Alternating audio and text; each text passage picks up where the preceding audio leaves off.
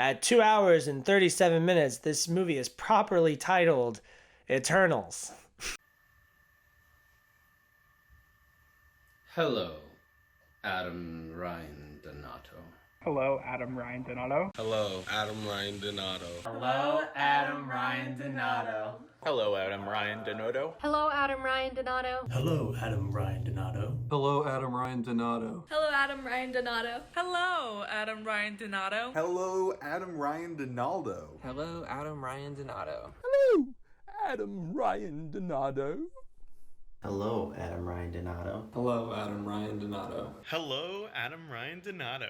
Hello, Adam Ryan Donato. Hello, I am here back again today to talk about the movie of the week, which is Marvel Studios' Eternals, baby. This is the third Marvel movie of the year, along with how many shows? Loki, WandaVision, Captain Falcon and the Winter Soldier, and Marvel Studios' What If. Eternals definitely stands out upon the theatrical releases because it's something completely new. Shang Chi was completely new, but it kind of felt like a Marvel movie, you know? It was your basic origin story, and it didn't really feel very fresh very much at all, despite the setting and the fighting style and all the mystical powers and stuff. Just to recap before I go into this, how I feel about Marvel post Endgame. Far From Home was really good. Over time it's waned on me a little bit, but really, really good. Really fun movie, really enjoyable. Still way too much about Iron Man, but who cares? It's still Spider-Man. Mysterio is great. Good time at the movies. Black Widow, garbage. It's crap. I really don't care for it whatsoever. It's my least favorite MCU movie. Why are you making this now? I know literally why you're making this now, but storytelling wise, it doesn't work whatsoever in the Marvel Cinematic Universe. It's completely dull and boring and because I don't even really hate Thor the Dark World or Ant-Man the Wasp, Iron Man 2, or Incredible Hulk. Like, those are all fine, but Black Widow was the first one where I was really like, okay, so this is like actually like a bad movie. Like, I really don't like this. And a big part of why I didn't like it, which I'll bring up in my Eternals part of this video, is I really don't like the over-reliance on the Avengers. Oh my gosh, didn't you used to fight on the Avengers? Why don't you just call the Avengers? The Avengers, Avengers. Like, just take a shot every time someone mentions the Avengers in Black Widow and you'll be gone. You'll be dead. Moving on to Shang Chi, I thought it was somewhat of a breath of fresh air. I really enjoyed all the new stuff that was in it. I thought the fight scene, especially the one in the bus at the beginning, was awesome and cool. I'm not a big action guy, but it felt different enough in this movie that I felt like it was fresh. I feel like Simu is a good dude and everything, and I know he has personality. I've seen his social media. Like, it really bothered me at first when he's like, oh my god, I'm in a Marvel movie. After a while, it became like, okay, that is kind of cute, because before it was kind of just like, all right, dude, like, is it really that crazy that you're in a Marvel movie? Well, then maybe I shouldn't watch it, because if you shouldn't be in it, maybe then it shouldn't be made, and I shouldn't watch it. But his character of Shang-Chi is a little watered down personality-wise, I feel, especially, and it might be partially because he's right next to Awkwafina, who is just dripping with personality. So it's kind of rough, but the villain's very basic. I feel personal stakes because it's literally the father of Shang-Chi, and so I get that. But when it comes to a villain in a superhero movie, this is very weak. This is very standard Marvel supervillain type stuff. I know I just complained about Black Widow having references to the MCU, but I like Abomination and Wong showing up. I like when Ben Kingsley shows up again. I think these are all welcome small little things. Then at the end of the movie when they bring up the Avengers, I'm like, oh yeah, we're in the Avengers. Going into the Eternals, a lot of the big conversation surrounding this movie was the poor reception on Rotten Tomatoes. I think it started out around like 64. It's dropped down to a 47% from critics and an 80% from audiences. Oof, that's pretty low. Now, how did I feel about it? As someone who's been pretty down on Marvel movies as of late, I was actually surprised by how much I really enjoyed this movie. I think it's really long. 2 hours and 37 minutes is definitely a long time to be watching a movie. This is kind of an epic. I was appreciative of how character focused it was. I was appreciative of how simultaneously big and small the movie felt. I liked the personality. I think it looked good. I think the movie had a lot to say. I think it was about things, and I just really appreciated it. I'm positive that there's people out there that don't like this movie for four big social reasons. I'm sure that there's people who don't like this movie because they're racist. I'm sure there's people who don't like this movie because they're sexist. I'm sure there's people who don't like this movie because they're homophobic. And I'm sure that there's people that don't like this movie because they're ableist. I'm sure all those things are true. But going into this movie, I'm a big believer that Rotten Tomatoes maybe isn't spot on accurate every single time, but it's truthful in its own way. Like, I can usually see where they're coming from. Now, 47 is kind of an exciting score for me because anything between 40 and 60, I'm like, ooh, so this kind of got mixed reviews because Rotten Tomatoes is as such, it's an aggregation of all the critics' yes or no reviews. So yes, they give it like out of 5 or out of 10 star reviews, but at the end of the day, they either recommend it or they don't recommend it. So if it has a 47%, that means 47% of critics say go see it, and the rest say don't. So more than half of critics say don't go watch this movie. In some ways, I'm with it. In some ways, I'm like, okay, yeah, like this isn't really that special of a movie. You don't really need to go out of your way to see it. It doesn't connect to much of anything too much, and it's so different from everything that Marvel has done before, and that's kind of why I like it. I like that besides the fact that they mention the Avengers at one point, actually, when he goes, oh, Captain America and Iron Man are gone, who could lead the Avengers? He goes, I could lead them. I thought that was dumb. I don't need that because I really liked how removed from the Avengers world that this movie really was. And just tonally it felt different. Like, yes, there's jokes, especially with Kingo and his little butler documentary filmmaking guy. And there's moments where it's like someone's giving an evil speech and they're like, you talk too much. By the way, I hate that joke. Every time they make that joke, it's stupid. It's a movie. Just let them give a speech. But I appreciate how fresh and new this movie feels. So let me just go ahead and get into it by doing a nice little ranking of the Eternals. There's 10 of them. So I'm going to do a top 10 list and I'm going to rank my favorite Eternals. I'm kind of doing this on the fly. I did it the other day, but I've been thinking about this movie so much. That's what I'm saying, is this movie has kind of stuck with me. Whereas something like Shang-Chi, I like Shang-Chi. That was a 3 out of 5 for me. But I immediately stopped thinking about it like 2 minutes later. But Eternals has kind of stuck with me a little bit. I'm really impressed with Chloe Zhao. I went into this knowing Marvel makes a lot of the same movie, but they can't really like hold down a great director. Like Taika made a Marvel movie and it was still really good. The Russo brothers made a Marvel movie, still really good. Joss Whedon made a Marvel movie, still really good. Directors like Peyton Reed. I always pick on Peyton Reed because I hate Ant-Man and the Wasp. Look at James Gunn. He's made 2. Both of them are great. I still will get excited for Marvel movies that do have big name directorial talent. I still will get excited for ones that have small directors. That's cool too. But I will have more faith in the ones with directors that I know and trust. And Chloe Zhao, after Nomadland, big time trust her. I love her. I can't wait to see what she does next. I hope she leaves this universe. I really do. I didn't want her to do this in the first place, but now that she did, I'm happy that she did, but go and make something else now. Get yourself out of the constraints of a Marvel movie, because I actually feel like some of my problems with the movie were because it was a Marvel movie. My top 10 ranking of the Eternals. So number 10, I'm going to firmly go with Angelina Jolie's character of Thena. I thought she was super duper annoying the entire time. The whole plot point of, oh, so at random points in time, her eyes are going to turn white and she's going to just start fighting all of her friends because she's remembering her memories or whatever.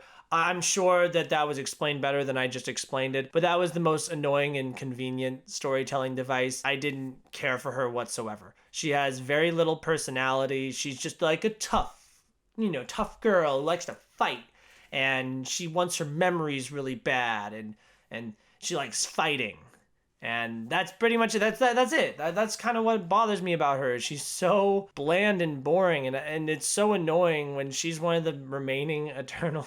I get why she's in the movie. She's the biggest name in the movie, Angelina Jolie, and her action scenes are kind of cool, but she did nothing for me. Everyone else in this movie I like, by the way. So Athena's really the only one that I was like annoyed by. But number 9, I'm going to go with Lauren Ridloff's character of Makari. She just also didn't have very much to do. She was fast, and that was cool. It was really dope when she's doing the little sandstorm around the deviant dude. I like that a lot. That was cool. She's fast. She reads. She does sign language. That was cool. She dates Druig. She likes him a lot, and she's like trying to find some kind of book, I think. My point is I like her. I don't really have much about her in this movie. And so, yeah. Number 8, I'm going to go with Gilgamesh. This is a guy I've affectionately started to call Big Punch Guy because he's the guy that... Big Punch. he just does a big punch on people, and that's his superpower. Which, by the way, a little aside here, one of the things I really appreciate about this movie is going into it, I didn't know they all had individually different powers, so I thought they were all just superhuman people. I honestly thought it was going to be just 10 Captain Marvels going around kicking ass, and that was going to be visually boring and dumb, but the fact that they had different powers helped me to differentiate everybody and, make them feel new and fresh, and it impacted the plot because certain characters were only able to do certain things. The action sequence is more interesting. It made the story more interesting. I really appreciate stuff like that. Big Punch Guy. I thought he was a nice dude. I could clearly see how much he cares about Athena, and I empathize with him because of that. Spills his pie, which really bothered me because, I get it, you're sad, but, dude, just put your pie down. Come on. That was a fresh baked pie. I don't know. That just bothered me. His action scenes were cool. The big punch. Spoilers, by the way. Yeah, watch this movie if you haven't seen it already. I'm recommending it. It's a 4 out of 5 for me. Go watch it. He dies about halfway through the movie, so that's kind of why he's lower in the list. I like him, but I just didn't really get that much of him. Number 7, I'm going to go with Ajax. Spoilers once again. Same thing with Gilgamesh. I kind of didn't really get too much of her. She kind of just shows up and then she's gone after the first act. And yeah, then we get the scene with her and Richard Madden later, but still not really too much of her. I don't really get much of what her motivation is. She wanted to portray Arisham, and I don't know why, what changed, what happened. She has all these rules. They kind of conflict with her motivations. I just don't really get her deal, and I didn't really get too much of her. And I like Salma Hayek a lot. She really wasn't in the movie very much at all, and I didn't really get what she was doing or anything. Number 6, I'm going to go with Cersei. So the movie starts out, we're following Cersei. One big thing I was concerned about going into the movie, I know it's a teen movie, but Guardians of the Galaxy is a teen movie, but we're following Star-Lord. Okay, so I look at the poster, I see 10 people, and I'm just like, okay, well, who am I actually following? From the trailers, it looks like it's Icarus, Richard Madden's character. But once the movie starts, it's very clear that Cersei is the main character. And I'm down. She's addicted to her phone. She's dating a guy. She's friends with Sprite. She lives with Sprite. They're just kind of living their human life. She's a teacher as well. She cares about kids and whatever. That's nice and cool, whatever. One of the reasons why she's a little bit lower for me is because she's just a good guy. You know what I mean? She's, we should do the right thing and save the people. And there's not really much interesting about that to me besides she's the good guy in the movie and she's going to win at the end of the day. It is interesting because she obviously is romantically tied to Richard Madden's character, so it's like, what's gonna happen because she's got to save the day, but she also loves this person who's conflicting her, so that's kind of interesting. But her as a character, she's just like, yeah, I'm the good guy and I'm gonna do the good thing, and so that did nothing for me. Speaking of Cersei, let's address the scandalous sex scene in the movie that everyone's talking about. At the beginning of the movie, Icarus and Cersei have sex in this little rock water area. I don't know what it's called, but they have sex. And you don't see anything. Obviously, it's a PG-13 movie, but they have sex. That's about it. One thing I will complain about with Cersei's character has to do with Kit Harington's character, actually. I kind of wish the human being that she had a personal connection with on Earth was not her boyfriend. Clearly, she's the one that's like, okay, well, we gotta stop this. I care about Earth. It's just kind of annoying because it's like, okay, so you like this guy. I get that you like this guy. I'm sold on that, but you don't even want to live with him. I don't know why that's such a big issue for you. I get it. He's like a dog to you in the sense that he's going to live for just a fraction of your lifetime. So moving in would be kind of a weird thing. I'm really not invested in that whole subplot of the movie. I would so much rather that something like with Fastos where she has a kid that she's taking care of or an old lady that she's really close with or something like that. Just the fact that it's their significant other. And this isn't a girl or guy thing. If it was a guy and he's like, well, I gotta save the world because my girlfriend and how am I gonna get laid if I don't? I feel like it would have been stronger if Kit Harington wasn't in the movie. And it's clear by the end of the movie to me that the only reason Kit Harington's in the movie is so we can do that after credit scene so we could lead up to another movie. Because, oh my gosh, did you know that this is in a continued universe and these characters are going to go on to do other things? Well, yeah, Kit Harington does nothing in this movie and he's so boring. He's so he's a really charming and charismatic guy and I like him. The whole love triangle subplot between Icarus, Kit Harington, and Cersei is so nothing to me, and I really feel like if you take him out and just give her like someone or something to take care of on Earth. Maybe she has a maybe she has a garden that she's in love with or something. I don't know. Something that connects her to Earth that isn't a significant other, because I feel like that's just kind of basic. A significant other you're not even like really like into enough to commit to. Number 5, I'm gonna go with Druig. Now, he was my favorite character throughout the first half of the movie. There's a scene at the beginning where I think it's in Tenochtitlan where they're like watching this war happen. It's like genocide. They're having this debate about whether or not they're going to stop it or what they're gonna do about it. He mind controls everybody and tells them all to leave. That's super duper interesting because that was the first moment where the themes really got brought up where they're like, okay, well, are we doing the right thing? Is it really right for us to not interfere? Like, we're watching all these awful, terrible things happen and we can stop them. With great power comes great responsibility, I guess, is the theme that they're going over. But that's the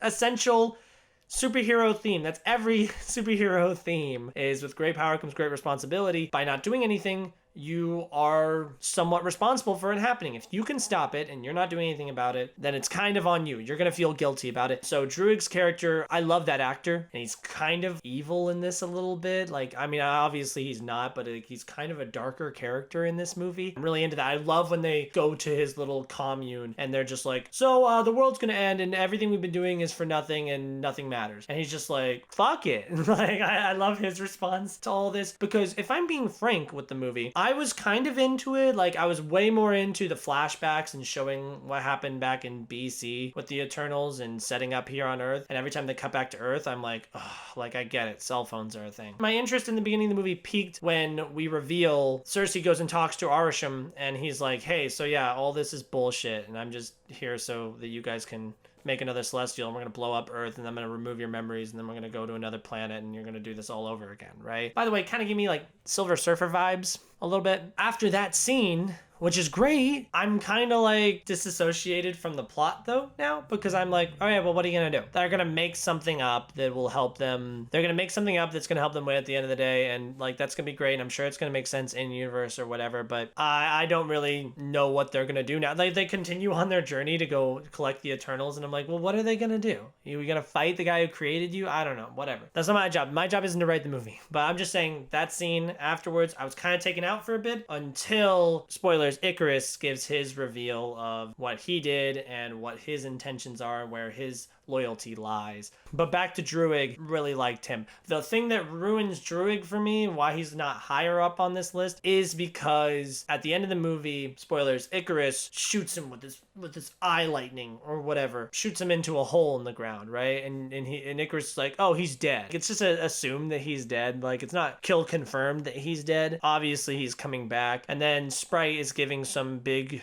evil speech after she stabs Cersei in the back, which is awesome, by the way. I'll bring that up later when I talk about Sprite. Druig shows up with a rock and hits Sprite over the head, and he's like, you talk too much. First of all, I hate that. That is a stupid, dumb superhero cliche that happens in Marvel movies all the time. Just let them make their stupid speech. Who cares? Like, oh, you talk too much. Fuck you. So him coming back and then having really nothing to do after that is kind of boring to me. That being said, I'm happy to see him in the future. I generally like his relationship with Makari. That's cool. Other than that, there's not much else here. Number 4, I'm gonna go with Kingo. So my most anticipated person in this cast was Kumail Nanjiani. I'm a huge fan of him. I love The Big Sick. Going into this movie, not knowing kind of what his character is, like, I know he's a funny dude, so I know he's probably gonna play some kind of comedic relief. But there was a trailer that like showed him making a documentary, and he said something about Justin Bieber, and I remember I was like, that's so cringy. I'm so not ready for this movie. And then I watched it, and yeah, he was pretty funny. I like him a lot. He actually had more serious character moments than I was really anticipating. I really like his butler, the guy who was shooting all the documentary and stuff. I thought he was funny, and he kind of helped keep the movie grounded and reminding that, hey, while for us, personally, us as Eternals, this conflict doesn't really matter. I mean, it matters just because we care about humans and generally, and we care about this Earth and stuff, but hey, this is a human right here. And he's at the end, he's like, hey, so like, I just really appreciate what you guys are doing.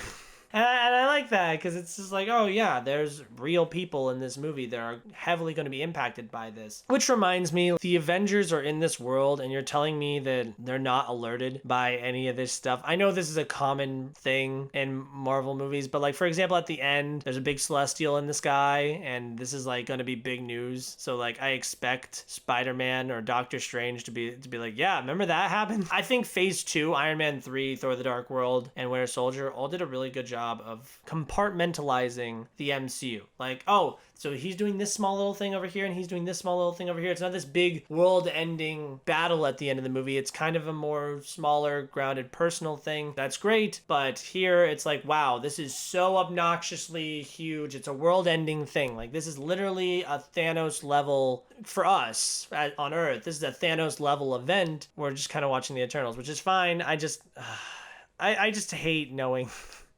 I just hate having to worry about the other movies while watching this one movie.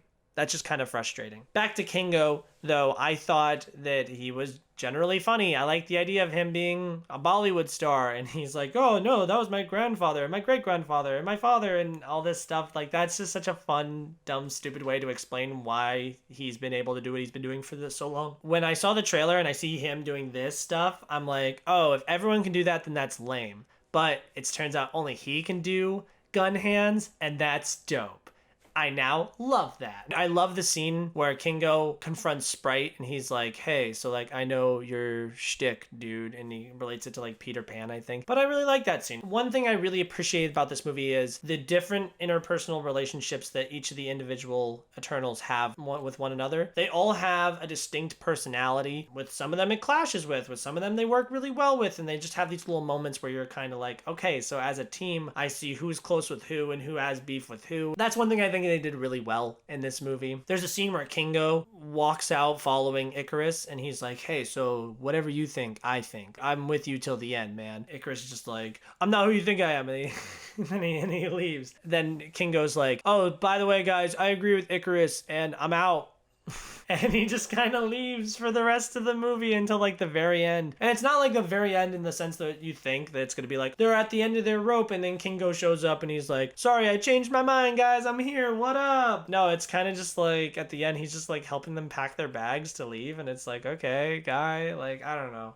I just thought that was a weird thing. That's why he's not higher on this list, because he does just kind of peace out for the third act. Top 3, baby. I'm going to go with number 3 for me is Sprite. Sprite was kind of annoying for the first act of this movie, but once I started to get more of her insecurities that cause her rude personality, I was able to connect with her more, especially once she betrays everybody and goes with Icarus. I'm super interested now. Like, oh, she likes Icarus so much that she's willing to betray everybody, and then she stabs Cersei in the back. She's giving her speech, and I'm really into it. And it was kind of deflated after she gets hit in the head, and then Cersei's like, yeah, I got stabbed, but whatever, who fucking cares? That kind of takes me out of... Because a big part of this movie for me is, like I said, they feel like Captain Marvel in the sense that it's like, oh, does anything hurt anybody? I get it, they're like these god-like characters, but like, does the action have any weight? How do I know that these characters can get hurt? Which is why I do appreciate that there are certain Eternals who die in this movie. When she stabs Cersei, I'm like, oh, that feels like a death blow. Maybe not a death blow, but bigger than just like, ow. Oh, by the way, from like an external... Like, knowing that this is a movie point of view, the story of her character, I kind of like that at the end, she decides to become a human, because I was thinking about it and I was like, wait a minute, they can't age. So if they make a sequel to this and she's in it, you know, it takes about 3 years to make a movie, she's gonna look older, like much older than everyone else looks after 3 years. So I think it's kind of cute that at the end they're like, she's a kid now, she's a human kid, she's gonna grow up and live a normal human life, and I think that's great and everything. One thing I don't understand is at the beginning of the movie, she's pretending to be another girl, like she shapeshifts. Why don't you just shapeshift a lot more? Number 2 on my list, I'm gonna go with Fastos. I was very big into Fastos. He's one of the thinkers, not one of the fighters. I like how his whole shtick is he invents things. Beginning of the movie, he invents like the engine, and they're like, it's too early. And he invents like a plow instead. There's a big controversy surrounding his character in the sense that he caused Hiroshima to happen, and It's stupid. Like, that's a cool moment in the movie, and contextually in the movie, it makes a lot of sense that his character would be put in that situation. People being upset and being like, oh, so a gay black man caused Hiroshima? Good luck, Marvel. I think that's stupid and dumb. It's a movie and it's fake, and clearly none of this happened. I don't think they're trying to say anything in any way, shape, or form. I think that's a dumb thing to complain about. Also, a big controversy surrounding this character is he has the first, I think it's the first gay kiss, man-on-man kiss in a Marvel movie, and that was dope. It was cool. That actually was one of my favorite parts of his character. So I complained earlier that Cersei's like, oh man, I need to save Earth because my boyfriend's there, but like, he's like, oh, I need to save Earth because my husband's here, but it's more of a focus on the kid, and he's like, oh, well, I want to save my kid. I want to keep my kid out of this. I want to keep my kid safe. So yes, it's about the significant other, but it's also about, it's more about their family in general, and so I connected a little bit more with that than I did with, oh, but Kit Harington's cute. I also just like watching him be a parent, like at the end with Thena, and she does some stupid thing with her sword where she cuts a orange and he's like, you're not allowed to babysit. I thought he was funny. And even the joke that like I cringed at so many times, he said something like IKEA fall collection. I like in the movie more because it's like IKEA fall collection. Ass. I don't know. For some reason, because I'm an immature little child, just saying ass will make me laugh. But no, it does. It works better. I think he's also the one that says, your sarcasm never saved the world, which, dumb. Big dumb. Big dumb. Don't like that. That's a cheesy, dumb joke. I remember before the movie came out, I wanted the world actually to be saved in some way by that character being sarcastic. I just thought that would have been funny. Just like, oh, well, see, my sarcasm did save the world. Kind of like Doctor Strange at the end of his movie with Dormammu. But yeah, I really liked Fastos. I thought he was one of my more favorite characters. But my number one favorite character was Richard Madden's Icarus. I thought he made the movie, honestly, because, like I said, I'm kind of into it. Oh, shoot, the Celestials are doing this, and none of our lives matter, and the whole world's gonna end. Then nothing for a little bit, like there's a boring action sequence in the woods with the deviants or whatever, and then Richard Madden's like, yeah, so I killed Ajax. I will cut a bitch. I will stop you all from stopping the emergence or convergence. Who cares? It's a dumb name anyway. I'm pretty sure it's the convergence or the... No, I think it's the emergence because the Celestial is emerging.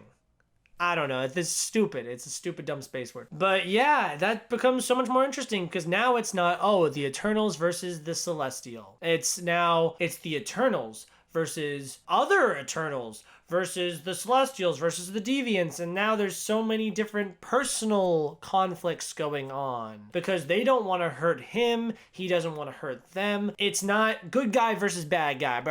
I mean, his reasoning, his motivation for doing what he's doing is kind of just like, guys, what are you doing? This is the mission, stop it. Which is kind of funny that he's just like, I'm still gonna do what we came here to do because why the fuck not? Well, and that's like kind of set up because he's like, oh yeah, I never really got attached to this world and these characters, so whatever. Like I said earlier, it's interesting seeing the little beefs they have, like Druig and him are they trade something at some point in this ship, and it's clear they don't really like each other, so when he like kills Druig with his eye lasers, it's like, yeah, I could tell he's wanted to do this. Well, he says, I've wanted to do this. I should have done this so long ago. Fastos being like, I've always wanted to do that. I actually felt like they were humans in this movie, and they were fighting a fight that had emotional weight, and it wasn't just good guy punching the bad guy. That's what I mean by the climax of the movie felt big. It was a big world-ending fight, but it felt small in the sense that it was centered around characters that I know and understand, and they have personal relationships with each other and conflicts between one another that drive the story. I was so interested in that, and I was so impressed because Marvel sucks at villains. Now, like, don't get me wrong, Icarus is not, oh god, he might be top 5, but like, it's not Loki, it's not Thanos, oh gosh, it's like, maybe it's Winter Soldier, you know, kind of like Vulture, Mysterio territory for me, but yeah, it's definitely upper third for sure the upper echelon of Marvel villains because I really liked him. He was fun to hate. I liked all the drama that he stirred up, made the movie interesting. Here's my hottest take. Icarus, at the end of the movie, spoilers, he flies into space at the end after helping the Eternals stop the emergence or whatever. Flies into space, and I'm like, oh, what's he gonna do? And I'm kind of interested because that's the only sequel thing I'm interested in. I'm like, oh wait, what is he gonna go do? He just kind of flies into the sun. That is the equivalent of the rat crawling over the railing at the end of The Departed. That's like Joseph Gordon-Levitt's character's name being Robin in The Dark Knight Rises. It's cute. Oh, it's so cute. That's really cheesy. That's really cheesy. I think my Letterboxd review was, LOL, Icarus flew too close to the sun. Because that's just a dumb thing. I get why his character would be like, I'll help you guys because I care about you guys, but I also can't live with myself for doing this, so I'm gonna kill myself. And I really enjoyed his character in general. I wish he had a little bit more personality because he was very straight-faced a lot of the movie, but I think that's fine because he is an Eternal and he is like a higher being. He's not as insecure as normal humans would be. He caused a lot of shit to go down, and he made the movie interesting. I'm just super impressed that Marvel had a villain that like I cared about. There was actually like a personal conflict at the end of the movie, and it wasn't just like, I need to beat up the bad guy because he's bad and I'm good. I love doing the list because I feel like I kind of got out all my thoughts about the movie right then and there in that list. The deviants were cool, I guess. They were just kind of like an obstacle. I do kind of like how they were like, yeah, so we are just like you. We're a shadow of you, and this whole thing's messed up, and it's just this big stupid dance that's happening for no reason. I think that's pretty much it. I appreciate how tonally and visually it felt different from the rest of the MCU. It feels fresh. This is a great buffer between Shang Chi and Spider-Man because I feel like those are both going to be tonally very different from this. I can totally see why people would be like, oh, it's too long. It has very little to do with the rest of the MCU. It kind of blows things out of proportion, and now everything else kind of feels so small that it doesn't really even matter. I personally liked it. I had a good time with it. Would I watch it again? I mean, I will eventually, but like not anytime soon. Like I don't want to go back to a theater for 2 hours and 37 minutes. Like this movie is long. I would recommend it to people. I know I'm the Marvel hater who hates Marvel, but I like this movie. Like I like it when they make good stuff. Like it's just annoying and pandering when they do things that are like, do you know the Avengers? Oh my gosh, I used to fight with the Avengers, and just like, oh, this person showing up just for the sake of this person showing up, and people clapping. I saw it in a theater alone actually with my girlfriend, so it was kind of nice not to have people be like, the Marvel logo? My thoughts on how the Eternals relates to the rest of the MCU going forward. I don't care. I watched a good movie and that was it. I'm not going to watch the after credit scenes and be like, oh my gosh, let me look up a YouTube video that explains who this guy is. Oh, so let's address the after credit scenes. The first one, spoilers obviously, Druig, Thena, and Makari are on the ship. They don't really know what they're doing. And they're kind of just like, oh, where is everybody? We haven't heard from them. They disappeared. And then this little troll dude shows up and it's Patton Oswalt. He's drinking and he's like, the famous blah, blah, blah, whatever, Star Fox guy. He's Thanos' brother. That's kind of cool. And it's Harry Styles. That's kind of the bit. It's just Harry Styles. He shows up and he's just like, oh, you don't have to say the whole thing. That little joke part is stupid, but whatever. He shows up and he's like, oh man, Thena, you're beautiful and I know where your friends are. The thing I like about that, he's the god of love and sex, I think, which is just funny because it's Harry Styles. Other than that, though, I'm sure there's going to be another Eternals movie, and I'm sure more things are going to happen, and I'm sure they're going to find their friends, and I just hope that they stay with the personal character drama. That's what I really care about. I mean, I like Harry Styles and I like the idea of him playing a superhero, especially one of like a god of like love and sex. Like that's so funny and stupid. The other after credit scene, we see my least favorite character, Kay Harington, is just like in a thing. He's like looking at a sword. His whole thing is like, oh, I gotta say that death is a thing for me or whatever. We hear a voice whisper like, you sure you're ready for that, Mr. Whitman? I found out later that's Blade, I think. Mahershala Ali's Blade.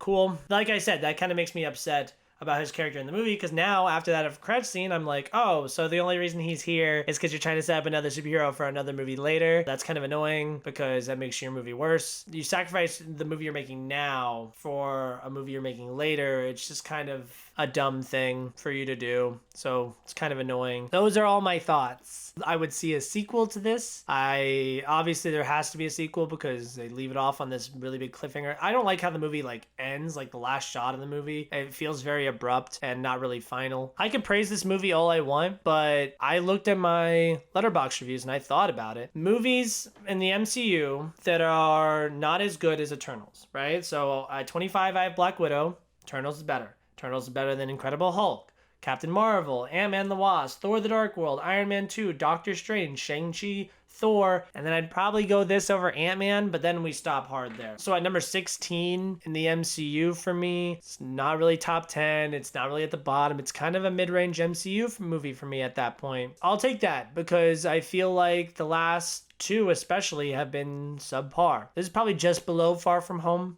for me. That movie is just enjoyable and fun, and I'm also a Spider-Man guy. That's pretty much all I have to say about this movie. It's a 4 out of 5, guys. 4 out of 5. Go watch it. Go support the movie. Go watch it 10 times, once for every Eternal. Don't, actually. That's over 26 hours of watching a movie. Who is your favorite Eternal? Who's your least favorite Eternal? Do you want to see Harry Styles naked? Thank you for listening to me surprisingly like a Marvel movie. Can't wait for the new Spider-Man movie coming out. I'm sure that Marvel will continue this upward tick that they're going on because I'm excited about a lot of the Marvel movies coming out because I can deny it all I want. Right here where all my MCU movies are, I can pretend I hate Marvel all I want, but I go watch them all and I care about them, and this is gonna be my longest video yet. Yeah, that's fine. I'm fine with that.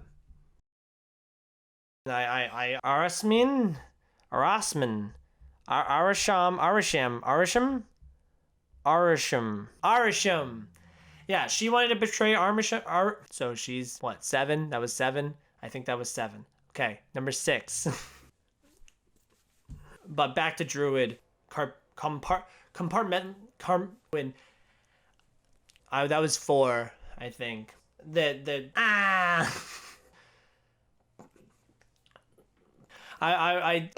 Excuse me. Their, like, triangle ship. Athena, Druid, and Makari. Fucking God, I never remember her name. I never remember her.